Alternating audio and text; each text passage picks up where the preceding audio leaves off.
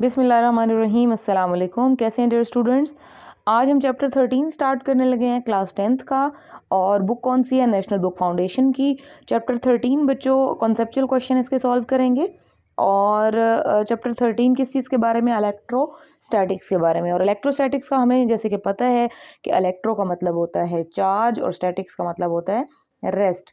मतलब चार्जेस अगर रेस्ट में हों तो वो कैसा बिहेव करते हैं, या उसका जो बिहेवियर है वो किस तरह का होता है, वगैरह वगैरह, वो हमने इस चैप्टर में स्टडी कर लिया है।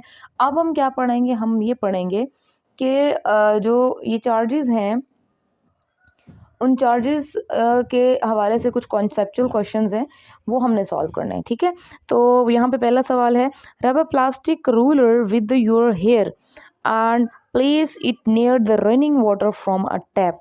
You can see that a thin stream of the water is deflected. Explain why. कि आपके पास क्या है, इसका मैंने यहाँ पे वो बनाया है। आपके पास एक रूलर है, मतलब ये आपके पास स्केल है, रूलर है। आपने अपने बालों में इसको क्या किया? रब किया। तो रबिंग के दौरान क्या होगा? फ्रिक्शन की वजह से चार्जेस प्रोड्यूस होंगे। किसके ऊपर? रूलर के ऊपर। अगर इसी रूलर को उठा के आप रनिंग वाटर टैप के करीब लेके आए, ठीक है, ये टैप है सपोज कर लें, और इसके करीब आपने वही रूलर लेके आप आए, तो क्या होगा? पानी इस रूलर की तरफ डिफ्लेक्ट होता है। क्यों होता है वो हमें पता है, अट्रैक्शन की वजह से, इलेक्ट्रोस्टैटिक अट्रैक्शन की वजह से। पानी का मॉलिक्यूल कौन सा है? H2O, है ना। तो H पॉजिटिव और ये नेगेटिव एक दूसरे को अट्रैक्ट करेंगे, तो पानी लिटिल बिट क्या होगा? डिफ्लेक्ट हो जाएगा। तो चलें इसका आंसर पढ़ते हैं, होपफुली आपको समझ आ गया होगा जी। तो इसके आंसर में देखें, the charge is collected on the ruler. ठीक है, चार्ज क्या होता है? रूलर के ऊपर कलेक्ट हो जाता है, जैसे कि हमने यहाँ पे पढ़ा भी है। Charge is collected on the ruler after rubbing it on the hair. बालों में रब करने के बाद चार्ज कलेक्ट हो जाता है।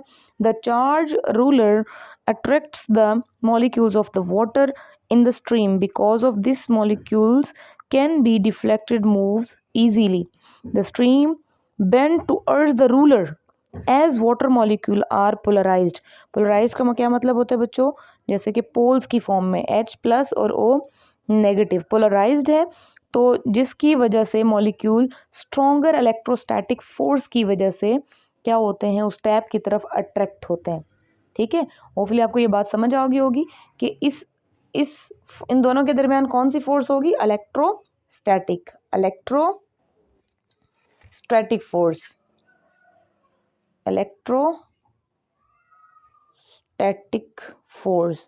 तो स्ट्रॉन्गर इलेक्ट्रोस्टैटिक फोर्स की वजह से वो क्या होगा?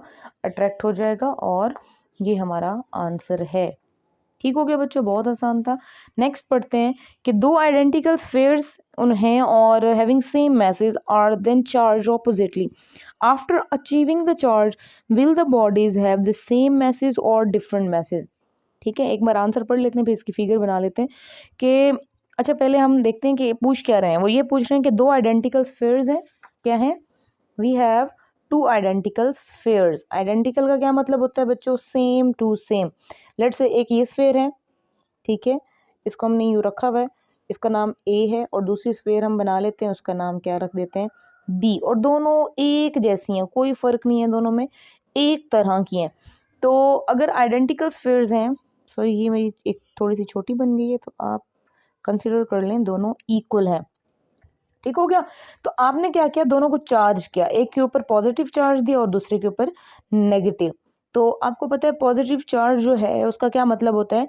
जब भी इलेक्ट्रॉन कहीं से ट्रेवल करता है तो वहाँ पे जो खाली जगह बच जाती है उसको हम क्या कहते हैं? Positive charge. जब इलेक्ट्रॉन अपनी जगह छोड़ता है, कहीं से भी मूव करता है, तो उसके पीछे क्या फ्री स्पेस बच जाती है ना। तो इसका मतलब है जो पॉजिटिव चार्ज है वहाँ पे इलेक्ट्रॉन ने अपनी जगह छोड़ी है, तो ही कौन सा चार्ज है? पॉजिटिव। लेकिन नेगेटिव चार्ज का क्या मतलब होता है? कि जब इलेक्ट्रॉन आके किसी जगह पे एंटर होके बैठ जाता है, मतलब एक्सेसिव अमाउंट हो जाती है इलेक्ट्रॉन्स की, तो वो नेगेटिव चार्ज कहलाता है। तो यहाँ पे इलेक्ट्रॉन आके सेटल इन हो गए, तो यहाँ पे समझे इलेक्ट्रॉन्स आते हैं और यहाँ पे इलेक्ट्रॉन्स कम है। तो जब इलेक्ट्रॉन्स कम होंगे तो इसका मैस भी क्या होगा? कम हो जाएगा। ठीक है, मैस भी क्या हो जाएगा? लेस हो जाएगा। और इसके अंदर जो मैस है वो क्या हो जाएगा?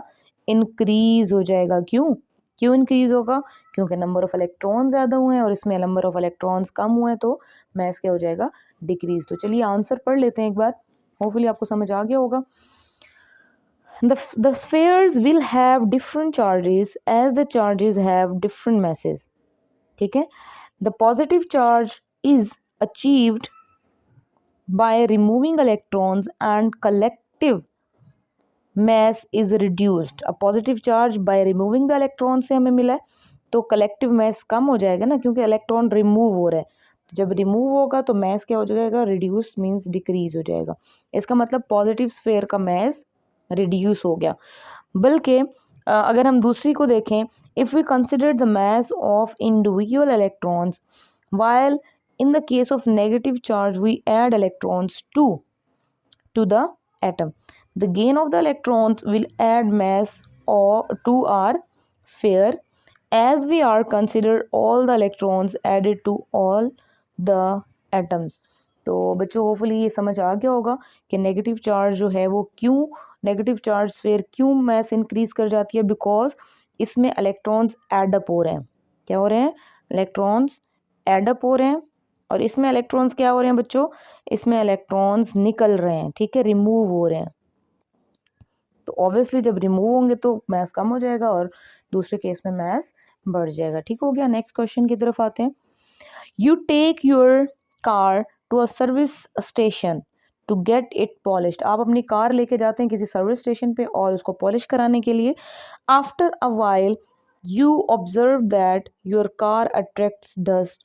Y is your car attracting dust? ठीक है बच्चों, ये बहुत इजी सा क्वेश्चन है। क्वेश्चन नंबर 3 की हम यहाँ पे फिगर बना लेते हैं। एक्चुअली जब हम अपनी कार को क्या करते हैं, किसी भी स्टेशन पे लेके जाते हैं और उसको पेंट कराते हैं, तो गाड़ियों को पेंट कराने का एक बड़ा आसान तरीका है कि आप क्या करें, आप गाड़ी को एक तरह का चार्ज दे दें और जो पेंट है उसको दूसरी तरह का। लेट से ये पेंट की स्प्रे गन है, ठीक है, ये गन है और यहाँ से स्प्रे होगी। अगर लेट सपोज मैं गाड़ी को नेगेटिव चार्ज दे देती हूँ और स्प्रे जो है उसको मैं पॉजिटिव चार्ज दे देती हूँ, ठीक है, ये जितनी भी स्प्रे इसमें से निकलेगा वो पॉजिटिवली चार्ज होगा, तो क्या होगा, ये अच्छे से स्टिक टुगेदर हो जाएगा ना। ठीक है, जब पॉजिटिव और नेगेटिव चार्जेस क्या होंगे, कंबाइन होंगे, तो वो स्टिक हो जाएंगे। तो होगा क्या, जैसे ही ये पूरी गाड़ी पेंट होगी, तो पेंट होने के बाद आपके सराउंडिंग में डस्ट पार्टिकल्स भी तो है ना, तो ये जो चार्ज पेंट पार्टिकल थे वो इनको भी अपनी तरफ अट्रैक्ट करना शुरू कर देंगे, इन पार्टिकल्स को भी। तो इस वजह से हम क्या कहते हैं कि डस्ट पार्टिकल्स गाड़ी के ऊपर आके स्टिक होना शुरू हो जाते हैं। तो इसको ज़रा आंसर देख लेते हैं। There is a static charge build up on the car after, hopefully आपको नजर आ रहा होगा, there is a static charge build up on the car after getting it polished. As the car has gained charge, then it will attract the oppositely charged dust particle. तो जब car जब है वो क्या हो जाती है, पेंट हो जाती है, तो वो ऑपोजिटली डस्ट पार्टिकल को भी अपनी तरफ क्या करती है, अट्रैक्ट करना शुरू कर देती है। यहाँ पे बच्चे देखें, इसकी रीज़न ये है, आप रीज़न इसको लिख लीजिएगा। The reason behind the attraction of the dust particles is the presence of charged particle in paint, okay, that is applied to the car. The process of attraction takes place between the charged particles present in the paint and the particles of the dust due to by the electrostatic force of attraction. Thus the dust particles are stick to the paint to the car.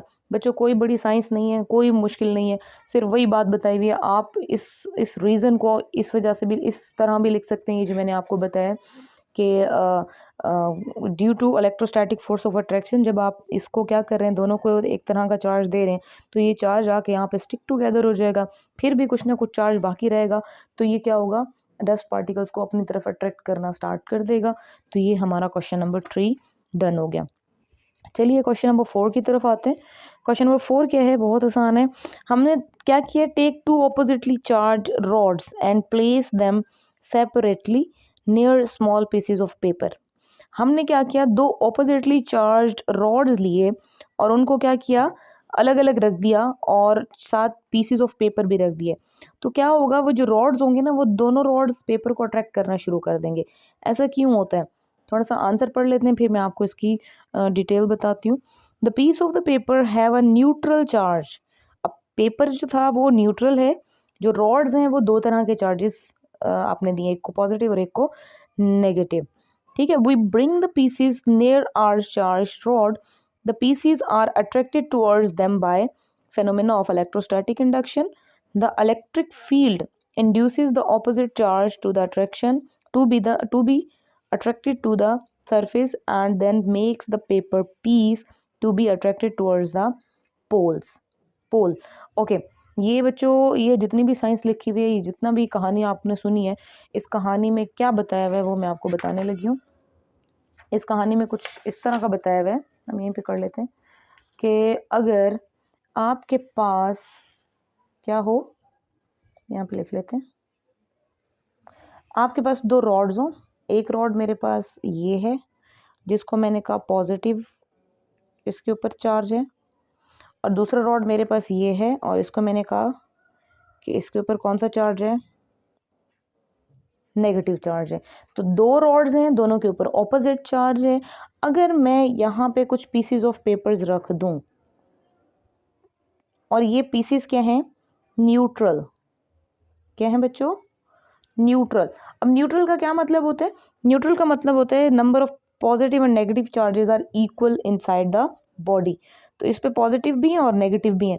अब जाहिर है जब positive charge की तरफ हो जाएगा तो ये नेगेटिव चार्ज इस तरफ ले आएगा, है ना, ये पीस ऑफ पेपर क्या करेगा, नेगेटिव चार्ज इस तरफ ले आएगा और पॉजिटिव चार्ज ऑपोजिट साइड पे ले आएगा। तो इस नेगेटिव और पॉजिटिव की वजह से कौन सी फोर्स बिल्डअप होगी, हमें पता है, इलेक्ट्रोस्टैटिक फोर्स। तो उस इलेक्ट्रोस्टैटिक फोर्स की वजह से ये जो पीसीज हैं इधर मूव करेंगे। अब लेट्स सपोज एक पीस, कुछ पीसीज इस तरफ पड़े हुए हैं पेपर के पीसीज, तो इसमें भी नंबर ऑफ पॉजिटिव और नेगेटिव इक्वल हैं, तो ये न्यूट्रल हुआ। अब अगर नेगेटिव की तरफ है तो ये क्या करेगा, नेगेटिव इस तरफ अपने लेके आएगा और पॉजिटिव नेगेटिव की तरफ लेके आएगा और नेगेटिव थोड़ा सा ऑपोजिट, क्योंकि सेम चार्जेस रिपेल करते हैं और ऑपोजिट चार्जेस अट्रैक्ट करते हैं। तो ये पीस क्या होगा, इसके साथ आके अट्रैक्ट हो जाएगा, और ये रीज़न है हमारी पीसीस की अट्रैक्ट होने की। ठीक है बच्चों, होपफुली समझ आ गया होगा। ये वाला क्वेश्चन नंबर कौन सा था हमारा, 4। अब हम चलते हैं क्वेश्चन नंबर 5 की तरफ। 5 है जी, the force between 2 point charges is 10 newton if their charge is double and the distance between them is half, what will be the magnitude of force. Okay बच्चों, ये बहुत आसान है। एक 10 न्यूटन की फोर्स है, ठीक है, और उस 10 न्यूटन की फोर्स के अंदर दो सिनेरियोज हो रहे हैं। ठीक है, हमें पता है कि अगर दो स्फेयर्स हो हमारे पास, तो उन दो स्फेयर्स के ऊपर को हमने क्या किया, कूलम्स लॉ के अकॉर्डिंग उनको जब हमने स्टडी किया तो एक फोर्स इसकी तरफ और दूसरी फोर्स इस तरफ, स्फेयर्स नहीं है, दो चार्जेस हैं, एक Q1 है और Q2 है। तो हमें पता था ना F is directly proportional to Q1 and Q2 and F is inversely proportional to 1/r²। तो ये जो डिस्टेंस है, डिस्टेंस के इनवर्सली प्रोपोर्शनल हो गया ना, ठीक है, डिस्टेंस के इनवर्सली प्रोपोर्शनल हो गया और चार्जेस के डायरेक्टली प्रोपोर्शनल हो गया। अब यही सिचुएशन बताई हुई है कि अगर इन स्फेयर्स का मैस बढ़ा दिया जाए, मैस डबल कर दिया जाए, तो क्या होगा, डायरेक्टली प्रोपोर्शनल है ना, फोर्स पे क्या इफेक्ट होगा, फोर्स डबल होगी। मैस डबल करने से देखें फोर्स पे क्या इफेक्ट होगा, फोर्स डबल होगी। लेकिन अगर डिस्टेंस कम करें, डिस्टेंस हाफ करें, मैस डबल ना करें, डिस्टेंस को हाफ कर दें, तो क्या इफेक्ट होगा, तो भी फोर्स ज़्यादा होगी। क्यों, क्योंकि ये देखें ना क्या रिलेशन है, F is inversely proportional to 1/r²। ठीक है, तो बहुत आसान है कि इस लॉ के अकॉर्डिंग, ठीक है बच्चों, इस लॉ के according the force between charges is directly proportional to the magnitude of the charge and inversely proportional to the square of the distance between them। वही बात जो भी हमने डिस्कस की है, F is directly proportional to K Q1 Q2/r²। और next चलते हैं हम इसके आंसर, यहाँ पे देखते हैं क्या लिखा है जी, if it double if we double the charge then the force of attraction becomes double. ठीक है, and if we halve the distance then the force of attraction also becomes double. तो मतलब दोनों केसेस में अगर डिस्टेंस हाफ कर दें या फिर फोर्स को डबल कर दें, दोनों केसेस में क्या होगा, सेम इफेक्ट होगा, मतलब आपकी फोर्स ज़्यादा होगी। क्वेश्चन नंबर 6 की तरफ आते हैं बच्चों। एक 100 जो है क्वेश्चन नंबर 6 आपका, एक 100 coulomb charge body of mass 20 kilogram repels a 1 coulomb charged body of mass 10 gram with a force of 2000 Newton. Will a smaller charged body applies force on a 20 kilogram charged body? अब क्या पूछ रहे हैं कि एक 100 coulomb की जो है आपके पास चार्ज है और उस चार्ज का जो मैस है वो कितना है, उस चार्ज का मैस आपके पास लेट्स से ये एक 100 कूलम इसके ऊपर चार्ज है बॉडी के और इसका मैस है 10 किलोग्राम, और ये दूसरी आपके पास जो है वो है ओनली 10 ग्राम, एक 10 किलोग्राम है और दूसरी 10 ग्राम है। ठीक है बच्चों, तो ये जो है ना ये वाली बॉडी, ये 100 कूलम वाली इस 10 कूलम वाली बॉडी को किससे अट्रैक्ट करती है, किस फोर्स से अट्रैक्ट करती है, 2000 न्यूटन। जाहिर है ना ये बड़ी बॉडी है, इसके ऊपर चार्ज भी ज़्यादा है तो इसको ज़्यादा फोर्स से अट्रैक्ट करेगी, लेकिन बदले में ये वाला जो है ना ये इसको वीक फोर्स से अपनी तरफ अट्रैक्ट करेगी। वो फोर्स कितनी है वो हमें नहीं पता, लेकिन जो भी फोर्स होगी वो 10 कूलम भी हो सकती है। हाँ 10 कूलम है, सॉरी मोर देन 10 कूलम होगी, क्योंकि ये देखें यहाँ पे 1000 है, 100 कूलम है तो 2000 न्यूटन है ना, तो यहाँ 10 कूलम की क्या होगी, मोर देन 10 होगी फोर्स। तो बट इसके कंपेरेबल ये फोर्स स्मॉलर फोर्स होगी। ठीक है, बात समझ आइए, तो इसको हम ज़रा पढ़ लेते हैं कि क्या इसका इफेक्ट है। Electrostatic force increases with the magnitude of the charge. Electrostatic force बढ़ेगी जैसे चार्ज बढ़ेगा, नॉट ऑन द मैसेज और so a smaller charge body will apply small force on 100 coulomb charged body but their magnitude remains same. वही बात होगी कि ये ज़्यादा फोर्स से अट्रैक्ट करेगी और ये कम फोर्स इसके ऊपर इन्फ्लुएंस कर देगी, बाकी इसमें कोई ज़्यादा बड़ी साइंस नहीं है। आगे चलते हैं क्वेश्चन नंबर 7 की तरफ। तो क्वेश्चन नंबर 7 बच्चों इसमें क्या बताया हुआ है, why is it dangerous for construction workers. ये बड़ा इंटरेस्टिंग क्वेश्चन है बच्चों। Workers to hold long steel poles upright during the construction. इसमें ये पूछ रहे हैं कि जो स्टील के पोल्स होते हैं ना, जितने भी ये हमारे स्टील के पोल्स हैं, अगर कंस्ट्रक्शन में उनको हम क्या करें, उनको ज़्यादा टाइम के लिए बाहर जो है फ्री स्पेस के अंदर या हवा के अंदर छोड़ दें, तो सम टाइम क्या होता है, लाइटनिंग और थंडर स्ट्रॉम होते हैं ना, तो हमें पता है कि स्टील हो या कोई भी मेटल हो वो कंडक्टर होती है ना, कंडक्टर होती है, तो जब भी स्ट्रॉम्स वगैरह आएंगे तो बिजली चमकेगी, बारिश का जब खतरा होगा बिजली चमकेगी, तो क्या होगा, उस पोल्स के जो है पोल्स के अंदर से भी इलेक्ट्रिसिटी ट्रांसफ़र होगी ना, ये जो थंडर स्ट्रॉम वाली इलेक्ट्रिसिटी है वो उसके अंदर से भी पास होने का ख़तरा है, और जिसकी वजह से सम टाइम ऐसा होता है कि आग भी लग सकती है। जितनी भी हमारे एक्सकवेटर्स होते हैं या फिर क्रेन्स होती हैं उनके अंदर, उनको भी ऐसे हम बाहर फ्री स्पेस में नहीं छोड़ सकते, क्योंकि उनको भी ऐसे इस तरह के जो थंडर स्ट्रॉम के केसेस होते हैं उनके अंदर भी फायर वगैरह का जो है हैज़र्ड या फायर वगैरह का ख़तरा रहता है। ठीक है, तो इसको एक बार पढ़ लेते हैं, होपफुली ये समझ तो आपको आ गया होगा। बहुत आसान सा है कि स्टील के जो रॉड्स हैं या पोल्स हैं उनको हम बाहर क्यों नहीं ज़्यादा टाइम के लिए स्टैंड कर सकते, क्योंकि इलेक्ट्रिसिटी या इलेक्ट्रिसिटी जो है नेचुरल इलेक्ट्रिसिटी वो उसके अंदर से पास होगी और फायर का जो है डेंजर है। The abundance of the metal is in construction sites means that the risk of the lightning is very high. ठीक है, जो लाइटनिंग का रिस्क है, मतलब वही जो मैंने आपको बताया, लाइटनिंग का रिस्क क्या होगा, ज़्यादा होगा, particularly for objects which are metallic higher up and tall. ख़ास तौर पे ऐसे ऑब्जेक्ट जो क्या होंगे, मेटल के बने हुए और ज़्यादा ऊंचाई पे हैं, एंड टॉल, क्रेन्स एंड बाकी जो इस तरह की मशीनरीज हैं, acting as a conductor there is a chance they could be struck by lightning causing इलेक्ट्रोक्यूएन पता नहीं क्या लिखा हुआ है, यही समझ लें कि फायर, इलेक्ट्रोस्टैटिक इंडक्शन की वजह से जो है फायर जो है वो प्रोड्यूस हो सकती है, और spark induced explosions as a result. ठीक हो गया कि आग लगने का ख़तरा भी हो सकता है और जो है उसके अंदर से लाइट भी क्रॉस करेगी। सो दैट्स वाई हम क्या करते हैं, ऐसे जो स्टील के पोल्स हैं उनको बाहर ज़्यादा टाइम के लिए नहीं स्टे करवा सकते। उसके बाद है question number 8। According to the equation of capacitance of a capacitor, capacitance is numerically equal to the ratio between the charge stored of the plate and potential difference. बच्चों इसमें ये पूछ रहे हैं कि Q is directly proportional to V और Q is equals to CV, और इसके अलावा C is equals to Q by V। वो कहते हैं जो कैपेसिटेंस है ना, वो कैपेसिटेंस चार्ज और किसके, पोटेंशियल डिफरेंस के रेशियो के इक्वल है। तो क्या ये कैपेसिटेंस इन दोनों पे डिपेंड करती है?